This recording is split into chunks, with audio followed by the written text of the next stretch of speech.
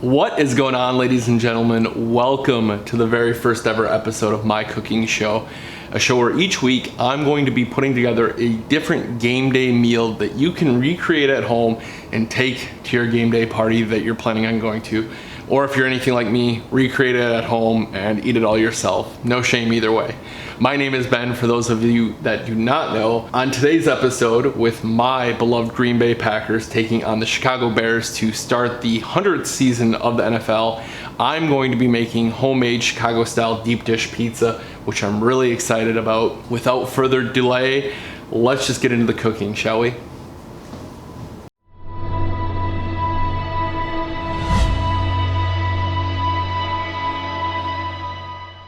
A lot of people think making homemade pizza dough can be very intimidating, which it can be, but today I'm going to show you a foolproof way to make your own homemade pizza dough that's guaranteed to work every single time.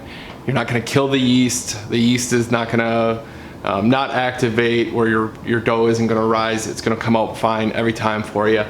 So to start things off, what you're going to need is 1.5 cups of 110 to 120 degree water. And if you're balling out like me, you'll have an electric kettle. If you don't have an electric kettle, you can just use stovetop and warm up the water a little bit. Generally, it's about warm to touch if you don't have a thermometer. Otherwise, go invest in a thermometer. They're relatively cheap. But you're gonna need 1.5 cups of 110 to 120 degree water to activate the yeast. All right, now that we have our water, 1.5 cups, 110 to 120 degrees, we're going to first add the yeast. And then you're gonna take your sugar, so 1 teaspoon of sugar, a normal pack of yeast, which is usually 2¼ teaspoons. So do yeast first, and then I sprinkle the sugar on top. You're gonna wanna stir this together and let it sit 10 to 15 minutes, and you'll see the yeast activate. You'll see the bubbles form on top. It starts looking frothy, almost like a beer that has too much head on it. So 10-15 minutes, and while we're doing that, or while we're waiting for that, we're gonna start to get the flour ready for the dough.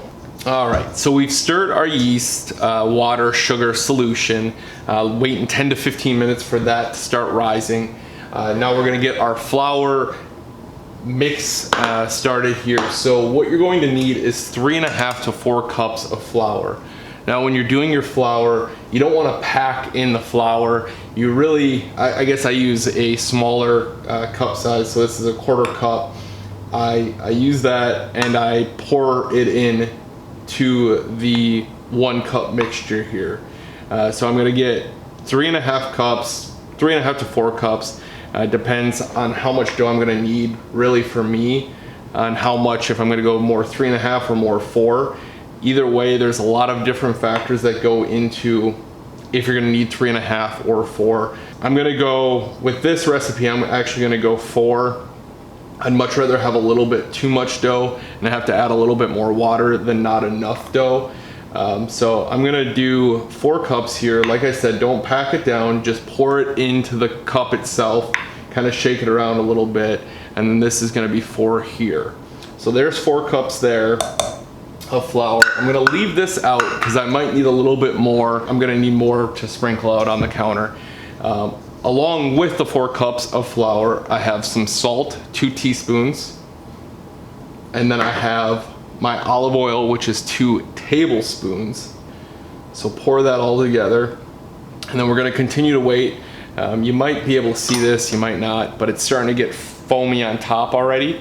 It's kind of looking like a gross beer, but you're getting that head on top. That's usually an indication, a good indication, that the yeast is active. It's starting to do its job. Really, at this point, I'd be comfortable pouring it in. So I'm gonna pour this in here, and then we're gonna wanna mix this all together. I don't know, a little dry until you actually start working it. We might need to add a little bit more water here, but it's all right. We'll just keep kind of mixing it together. At a certain point, I'll just pour it on the counter and start messing with it. Yeah, I think I'll just throw it on the counter and start kind of kneading it by hand and putting it together, adding a little bit more water if needed, but we'll see where we're at.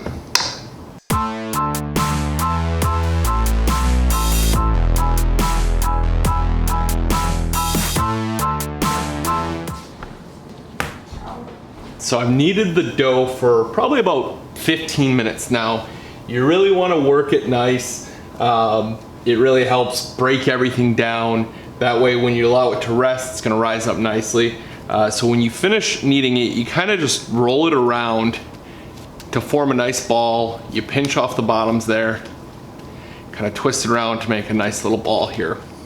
So you're going to take some olive oil, get a little bowl. So you put maybe another couple tablespoons of oil in there, give or take, you know, kind of eyeball it. You're gonna take your dough ball, put it in there, swirl it around, cover it in olive oil. And what we're gonna do now is I have some water that's about 140, maybe 150 degrees. And I'm gonna show you a little tip that helps with the rising process and helps your dough really come to life. So I have my 140 degree water. I have my ball of dough covered in olive oil, ready to rest. And what I'm gonna do is I'm going to take a small pan here, little pot, and I'm going to add water to it. And what this is going to do is while this dough is resting, this heat is going to be hitting the bottom of the bowl, warming the dough up, allowing that yeast to really come alive. You don't want to fill it so full that the water is touching the bottom of the bowl, and you don't want the water super hot. If you do, you can almost kind of start baking the dough, and you don't want that. And then I'm gonna put a fresh, clean towel over top of it, just because we're gonna let it sit now for an hour.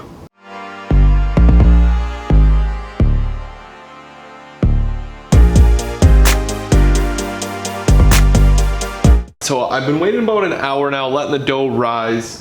Looks like got a nice rise. So what I'm gonna do is I'm gonna actually just punch it down a little bit. I'm gonna bring it out, set that to the side for now, but I'm gonna bring this out, and what I wanna do is cut it in half, because this dough is actually gonna make two portions of it. And then you're gonna do that same technique where you kind of roll it into itself to make a nice ball, and then I'm gonna pinch off the bottom and twist it. So now we have 2 balls of dough ready to go into the fridge. I know you might be thinking, well, wait, aren't we gonna cook with them? Aren't we gonna do something with them?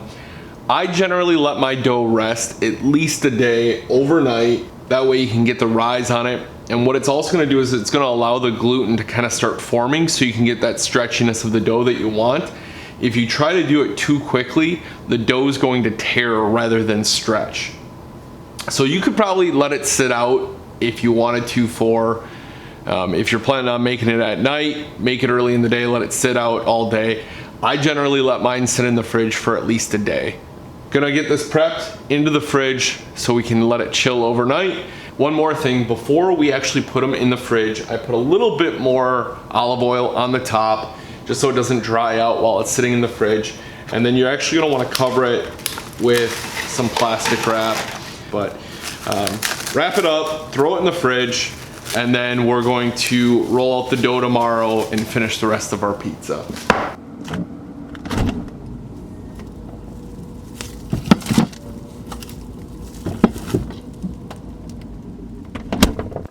Two days later.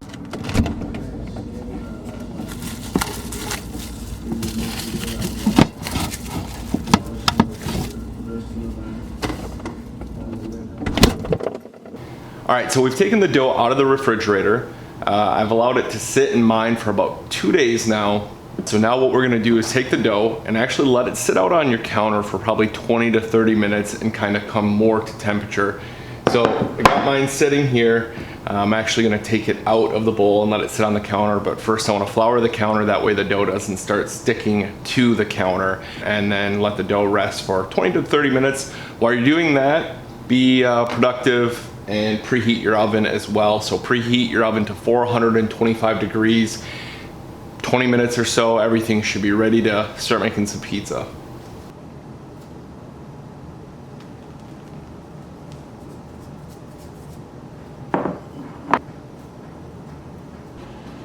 So it's been about 20 minutes or so. The oven is preheated to 425. I have my dough balls sitting out at room temperature, ready to make the pizzas themselves. So what we're gonna do is we're going to take some flour here and add it to a plate. What I do with this is it allows me to give a space for me to kind of add a little bit of flour to the dough without overdoing it. So I just kind of shake it around on the plate, get one of these out of the way, and then I'll make the pizza with this one here since I have dough for 2 pizzas. For this process or this part, you're going to need a cast iron skillet. That's how we're going to be making the deep dish pizza. And to prep that, what I do is I put a little bit of olive oil on a paper towel and I wipe it around the inside of the cast iron. That way we're not getting our pizza's not sticking. Take a little bit of olive oil, I'm just going to kind of wipe it around, get it prepped to go in the oven.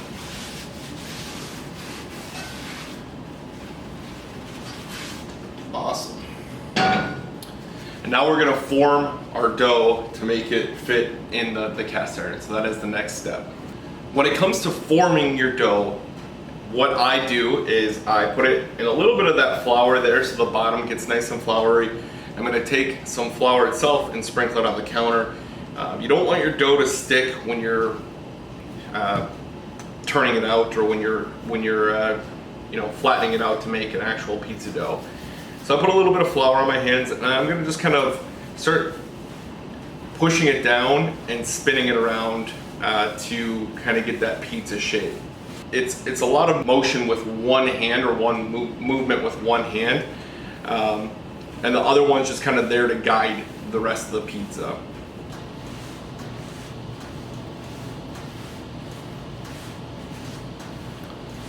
So we got the dough flattened out, we got it in a nice pizza shape where we want it. Now what I'm gonna do is I'm going to take my cast iron skillet and I'm gonna just kind of lay it in there, almost like a pie crust.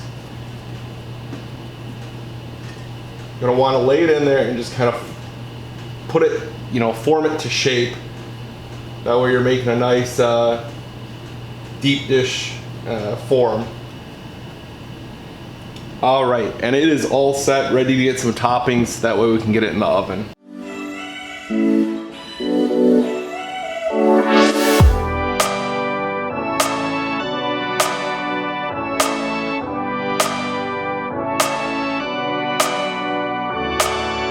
So the pizza is ready to go in the oven. For mine today, I'm doing a pepperoni pizza because I have a very sophisticated palate. But we're gonna put it in the oven for 20 to 25 minutes, 425 degrees once again. I put it on the middle rack, 20 to 25 minutes. Make sure you're checking it periodically. Some ovens cook a little bit differently than others, and I don't want you to come out with a burnt product. So in we go.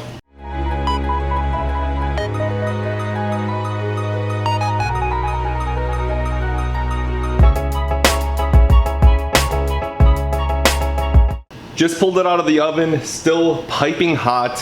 What I'm gonna do is move it to a wire cooling rack.